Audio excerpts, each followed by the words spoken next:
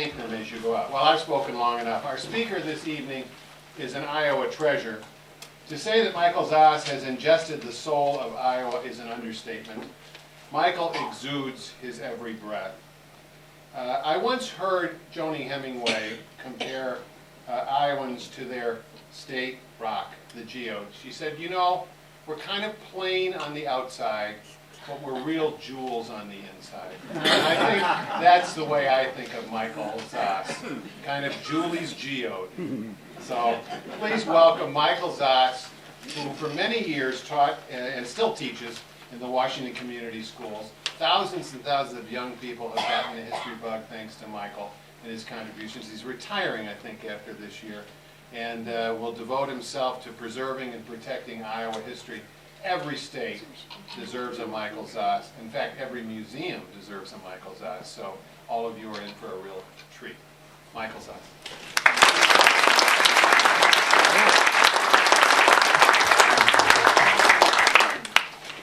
In promulgating your esoteric cogitations or articulating your superficial sentimentalities, beware of platitudinous ponderosity. That's a small part of a talk that I could continue with, but several have looked at watches in the door already, so I won't continue with that. But that is a little bit of a talk that was given at a literary society meeting in a one-room school in Iowa. And that talk was called "Do Not Use Big Words." I always use it in my class at school when I tell people that I can tell whether you've written something or not. If it sounds like this, I think you probably didn't.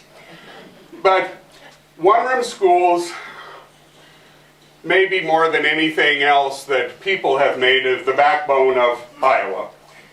And when I talk tonight, I'm going to use a word that my students accuse me of sometimes. I teach 7th graders, or I spend days with 7th graders. I don't know whether we affect each other's lives much. But they'll say, my, that was random. And so tonight will be random. History is the stories that connect us. History is kind of like taxes. If you have 10 people figure your taxes, you will get 10 different amounts to pay. History's that way. 10 people can watch the same thing or be there at the same time, and it's always different. The biggest part of history is story. And remember that. The story that folds everything together. In going back to the Literary Society, which was adults coming together in a one-room school in the evening and sharing poetry and writing and music and things, it was the continual building of that community. I'm the product of a one-room school. And probably I am, at least partially what I am, because of that school. I went to Round Grove School for 9 years, and that took me till graduation. Don't think that just took to 3rd grade. But I graduated 8th grade from Round Grove School. My mother, who's here tonight, went to Round Grove School. My grandmother, my grandfather, my great-grandfather, and the school was built on our great-great-grandparents' farm. So it's been in our family for a long time. After it closed in 1963, hogs were raised in it for 25 years. But I finally got the building. And our son helped me move it. So that meant 6 generations of our family have been involved with that school. My home church started in that same schoolhouse. Eulalia Merchant Benson was one of my teachers at Round Grove. And she taught in one-room schools in Iowa for 50 years. When I was in 7th and 8th grade, that was when we had Iowa history. And Mrs. Benson, for one of the lessons in Iowa history, took the 7th and 8th graders and left them off at a lady's house in the neighborhood. Well, I should say I left this out. I was always the smartest, nicest looking boy in my class. And that cannot be disputed. There were 4 of us total in 7th and 8th grade, when I was in 8th grade, in 7th grade. And Mrs. Benson took us to a ladies' home who had also gone to Round Grove School. Ella Mae Raymond Kuhn Hillhouse Richards Fisher. And she had grown up in the late 1800s. And Mrs. Benson just left us there with her. And we visited, and we talked, and we learned history. And I can remember one thing in particular. She said that as a little girl, Indians came to her house. Well, that meant Indians were right close to my house, too. And that gave me a hook that I think I've hung all of my history on, was that one little thing, that I knew somebody that had known Indians. Part of my background is Native American, but I didn't know those people, but she knew some of those people. And that just was extremely important to me. So I think I've kind of tried to dedicate my professional life to giving students a hook to hang things on. And you don't really know how often you've given that piece of hardware, but hopefully sometimes some of the students have that hook. In talking about Iowa, and I've already said that it'd be easier if this was 4 hours instead of minutes, but in talking about Iowa, we need to talk about Iowa, a Native American word. And what does it mean? And this is part of the exhibit that says, you know, the Iowa Development Commission several years ago said that it means beautiful land between 2 rivers. Wouldn't it be wonderful to be that concise in your speaking? Say 4 letters and say all of that, beautiful land between 2 rivers? Well, you know that there's no language that does it that efficiently. Probably, Iowa means one of 2 things. Probably means land of the sleepy ones, or land of dirty faces. Now, there's other interpretations too, but I like the dirty faces one because that's thought to refer to people who had beards, because most Native Americans did not have facial hair. So there were a few people who apparently did, and so they called this the land of dirty faces. So I think I am Iowa.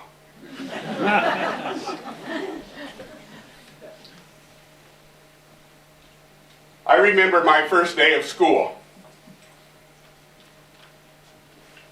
I was so proud to go to school because I had a new shirt. And my mom made me a new shirt and was made out of a chicken feed sack. And this is the sack. It's not the same one, but it's the same pattern. I wore sailboats to school my first year. First day I never saw a sailboat, but this was what I wore my first day to school. Well, this is a very Iowa thing. You bought chicken feed in a feed sack, and you wore it. And then if you had pieces left over, you made quilts. And these are feed sacks. I am from a family of artists, and there isn't one of them who would admit it. My mother makes quilts. She even said on the way up, she's already trying to forget it, she'd quilt this one for me. But she's an artist, she's made quilts, my wife makes quilts, our daughter is an artist, my grandmother, my great-grandmothers, my great-great-grandmothers, and they would have never said that. But what is art? It's when you take something and use it to improve the quality of the day. And so this is art. It improves the quality of the day and the night and other things. My father was also an artist, and he would never admit that. My grandfather was an artist. They taught me how to rake a field of hay or straw so it looked like a Grant Wood picture. Now, isn't that art? It didn't have to be straight. It didn't have to be concentric. But that's how we learned to do it. They would never admit to being an artist. Iowans are like that. We downplay ourselves. We underestimate what we do. And that's what we do the best, is underestimate and downplay. If you start the exhibit with A, I was out there and I noticed some of you are not very alphabetical, but if you start the exhibit with A, American Gothic, the single most recognized piece of art on earth. More people now recognize that than recognize the Mona Lisa. Well, why? Well, probably the parodies and such, but all of us know people like that. Grant Wood was a master at capturing what is Iowa, and it's been referred to already. We are very complex and we're best shown as simple. The more simple we're shown, it accents our complexity. Grant Wood was a master at making things simple with lots of repetition. That's what a quilt does. Take something simple, lots of repetition, and then you get a work. I was going to say this piece over here, in case you're counting, I'd rather you listen to me. I've already counted. There's over 4,600 pieces over there. When I was asked to do this, a mistake was made in that they said, talk about your relationship to Iowa. And I shouldn't have been asked to do that. But I've had great fun looking into my family. I have at least 40 grandparents buried in Washington and Johnson County. My family has lived in Washington County for 8 generations. As near as I've been able to tell, there is not a single family that has lived in Iowa longer than my family, other than Native Americans, which I have relation to. But as far as people who were U.S. citizens, there is not a family that's lived here longer than ours. My first ancestor came in September of 1808, over 200 years ago. He was a soldier at Fort Bellevue, later Fort Madison. I don't know much about him. John Cox. Done some work down Fort Madison. I've taken students down there. And I asked if they knew where the people who died at Fort Madison were buried. And they didn't. So my students and I were down in the fall, and we have found where all the people who died at Fort Madison have been buried. And my ancestor, John Cox, the first time we were down there, we didn't find his grave. The second time we were down there, one of my students did. And I know it's his grave, and I'm going to put up a marker. John Cox went out of the fort on a necessary visit early one morning and was ambushed by Indians. They cut off his head and cut out his heart and then impaled them on stakes outside the gate of the fort and threw his body in the river. Every grave we found was a regular grave size, except one that's just this big. So I know that's John Cox. And we can say that he was a veteran of and a casualty of the War of 1812. And there was only one skirmish of the War of 1812 west of the Mississippi, and that was at Fort Madison. Some of my family also were involved in the Civil War and the Graybeard Regiment. Iowa people were very tough. So the government said tough people can enter the service at any time. My grandfather entered the service at age 52. A man from Columbus Junction entered the Union Army at age 80. Served his time and came out of the service. But Iowans were tough. I made a horrible mistake one time. I was talking to a group of DAR people, and I asked, how many of you have ancestors that were in Iowa before the Civil War? And very proudly, a lot of hands went up. And I said, that probably means they were misfits. Should not have done that. But if you fit in well, you didn't come to Iowa in the 1830s and 40s. You stayed back where it was a whole lot more comfortable. And one lady says, my grandfather was a minister. He wasn't a misfit. And I said, that's how ministers got to Iowa. Churches funded their mission trips out here in hopes they could get a better minister. And that's how people got here. I think if we took all the people that were in Iowa very early on, Today, we'd have them all on Ritalin. But those were exactly the people we needed to develop the state that we live in.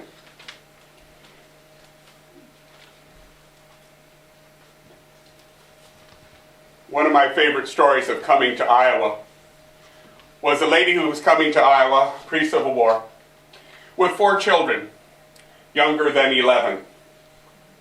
One was an infant. Her husband was already in Iowa. She traveled and got to the east coast of Iowa as late in the spring as possible in hopes to cross on the ice.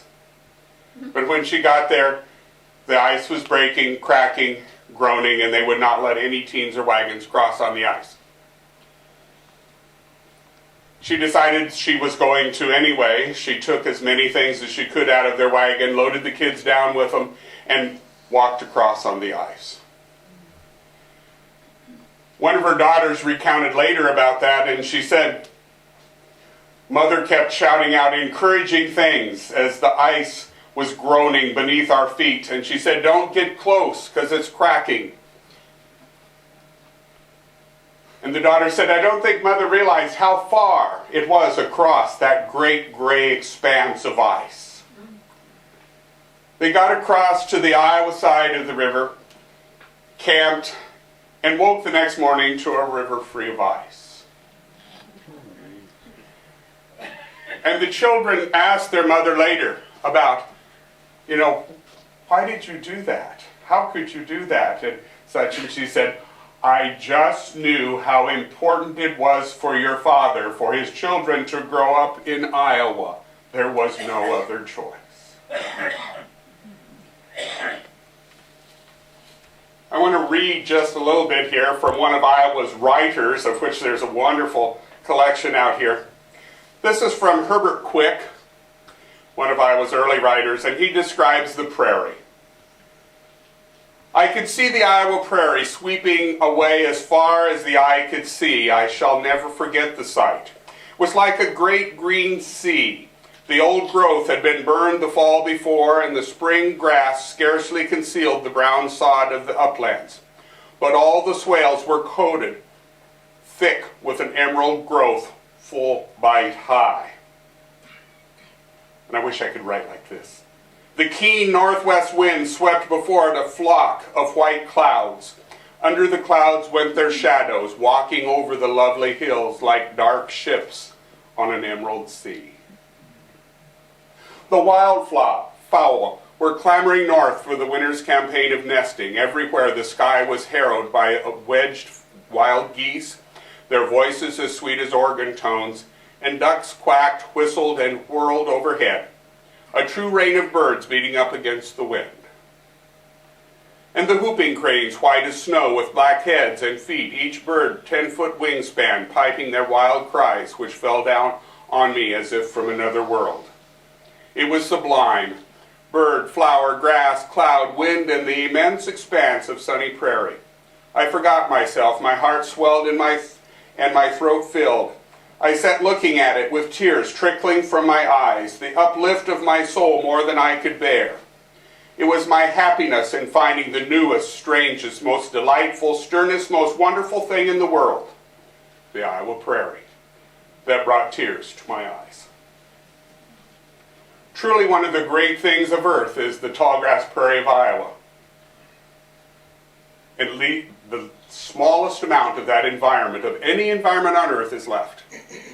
If we were to make Iowa a 1,000-piece puzzle, less than 1/2 of one piece hasn't been altered. We are the most altered state in the United States. So you can say you live in an altered state. But less than 1/2 of 1,000th of the piece remains. But because of that prairie, we have the great agriculture that we do. And we could go on many, many things about that. I did bring one thing tonight here that I like to pass around with my students. This is a rock. But that's Sioux quartzite. And this rock came from the very northwestest corner of Iowa. And it's on the surface of the ground there. It's right below West Branch too. If you want to dig down in your yard, it's there. It's 5,280 feet straight down below West Branch. The same rock. Sioux quartzite is the oldest piece of Iowa there is. 1.3 to 2 billion years old. It's kind of a neat rock.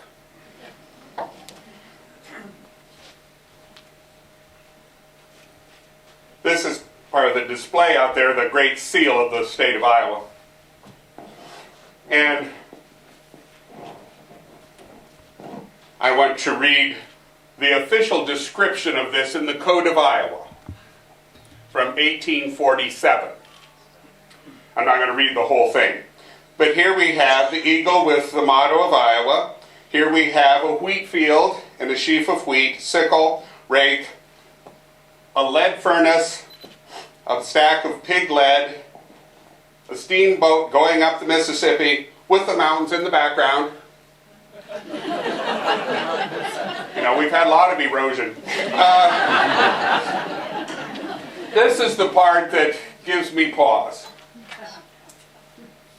Standing in the center is a citizen soldier with a plow in his rear, supporting the American flag and a cap and a gun.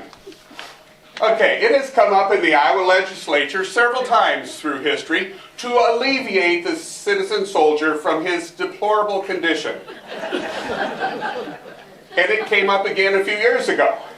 And the bill said, standing in the center of the Great Seal of Iowa is a citizen soldier with a plow behind him, which is better wording. Every time it's come up, it's been voted down. So we still have a plowed soldier sitting in the middle of the Great Seal of Iowa.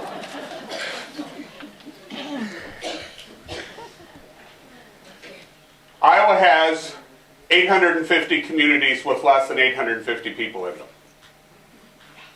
We have more communities than any state in the United States. And I think that says great things about us. Everybody fits somewhere in Iowa. We're a very tolerant state. We have had more utopian communities started in Iowa than any other state.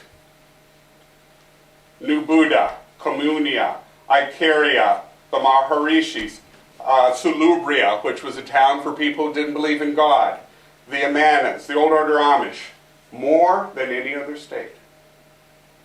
When I take our bus trips around Iowa, we have 47 different ethnic meals in Iowa, and we haven't tapped all the ethnic groups that still are maintained in Iowa.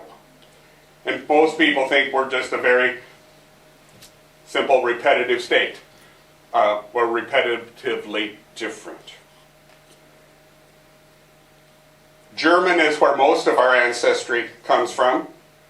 And one of my grandfathers came from Germany, was a glass maker. And these are pieces of glass that he made.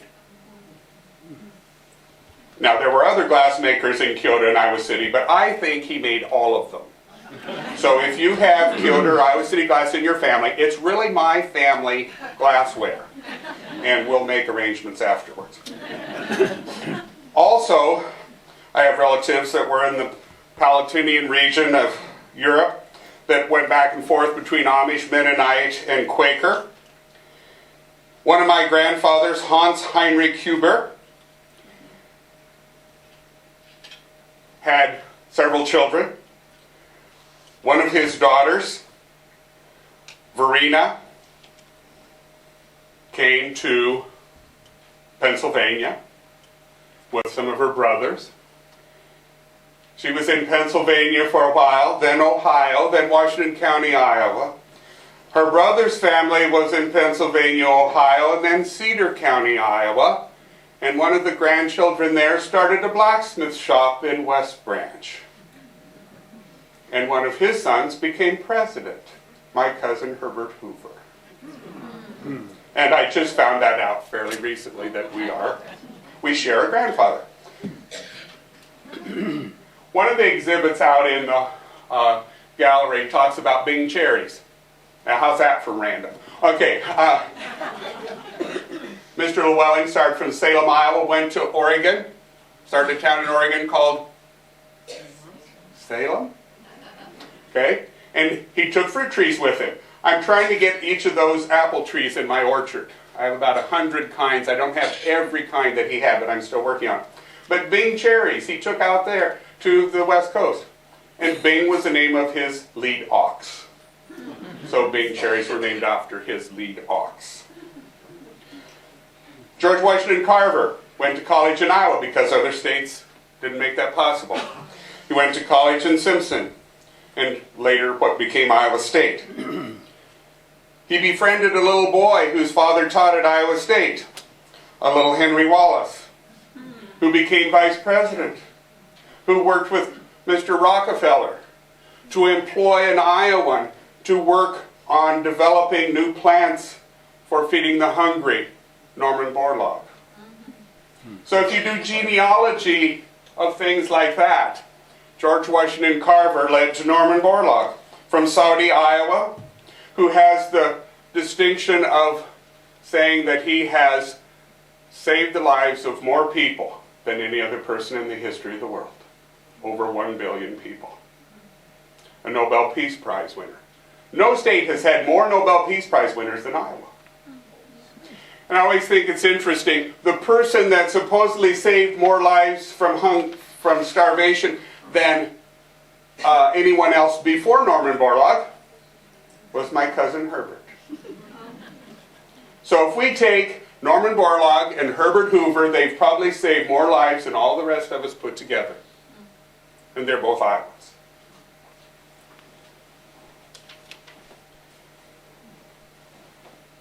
Iowa has always been on the forefront without even Iowans knowing it.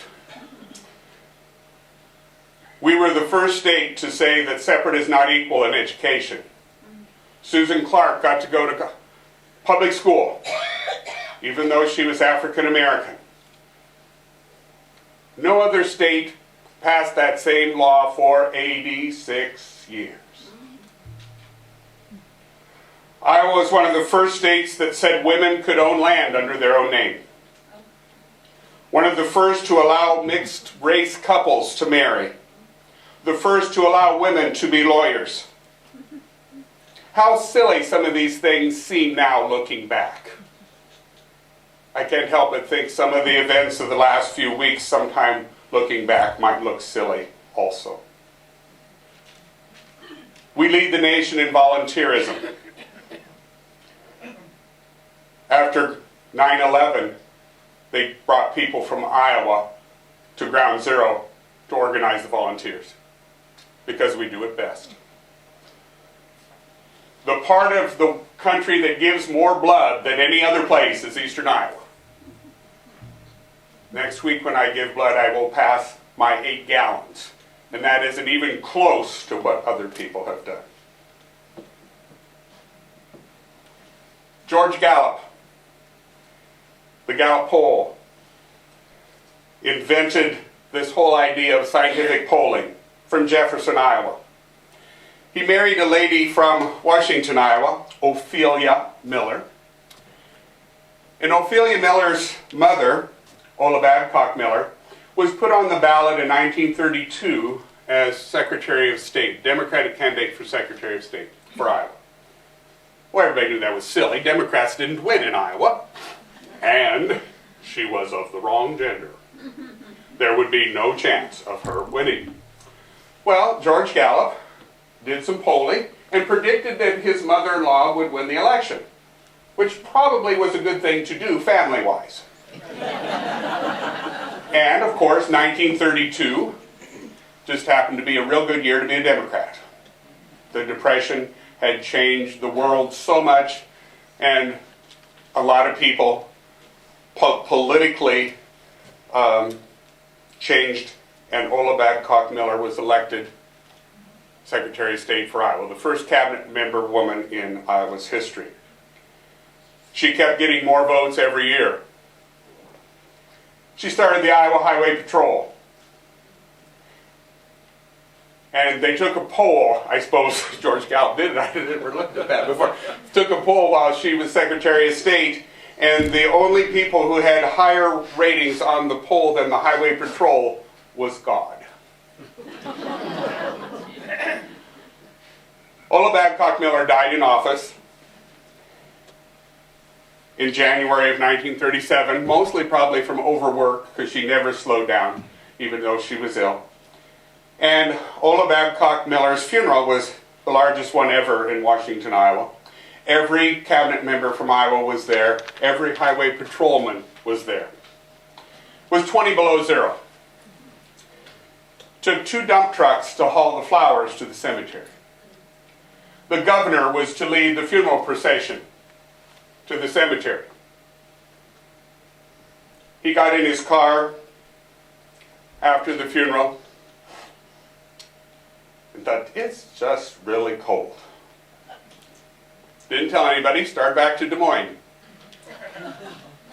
Funeral procession got a long ways out of town before they realized he wasn't going to the cemetery, and turned around and came back. I always thought Ola Babcock Miller probably got a great chuckle out of that.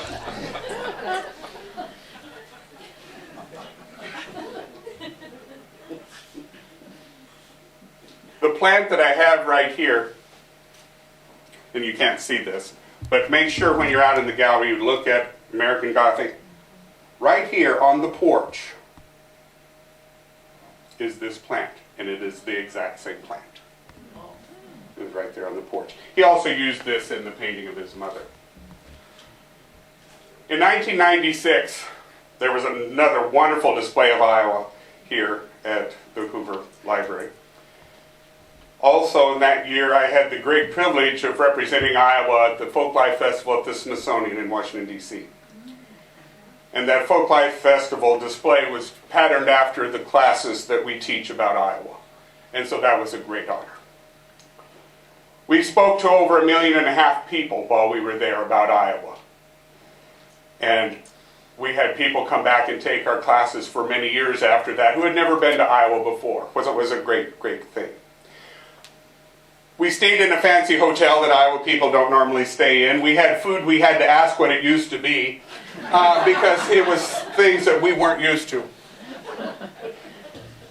And one day when they were taking us down to the site, the bus driver said, and I was always set up front with an elderly lady and to help her, and then I talked to the bus driver.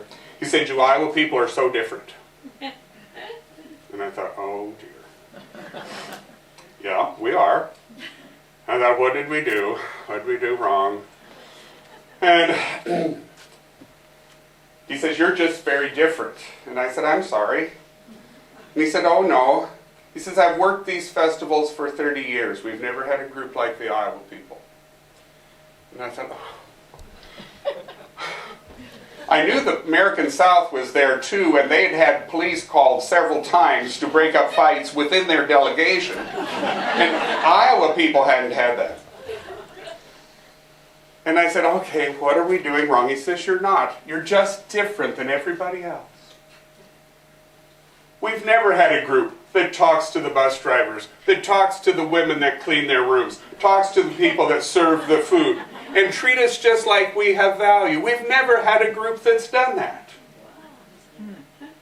And I said, "Well, that's what you do." He said, "No other group ever has." And I was sad by that, happy that we hadn't killed somebody or something. But I was sad that what we take for granted made us special in all the world. And I still don't know whether to be happy or sad about that. I'll close with this, and I know you've all heard it before, pretend you haven't. A man was sent out from Great Britain to come to this country to write a book. I think he was from Wales. And he was sent to tour the United States and examine churches and write a book. Now, normally we send people to Europe to write books about churches, but he came here. He went down the East Coast, across the southern part of the United States, up the West Coast, across the mountains, crossed Iowa, then flew back from Chicago. He met a lot of wonderful people. He saw a lot of wonderful churches. And he noticed in a number of the churches, in the back of the church, there was a phone with a little sign by it.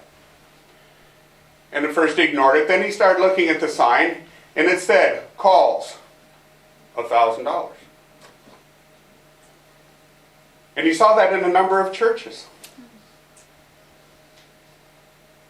And he finally asked, and they said, well, that's a direct line to heaven. So it's expensive. Well, he saw that all across the country. Just before he left, he was in Iowa. In the back of a church there was the same phone. It says calls, 40 cents. And he asked the minister, he said, all across the country, these are $1,000. Here, it's 40 cents. What's the deal? He said, sir, you're in Iowa. Heaven is a local call.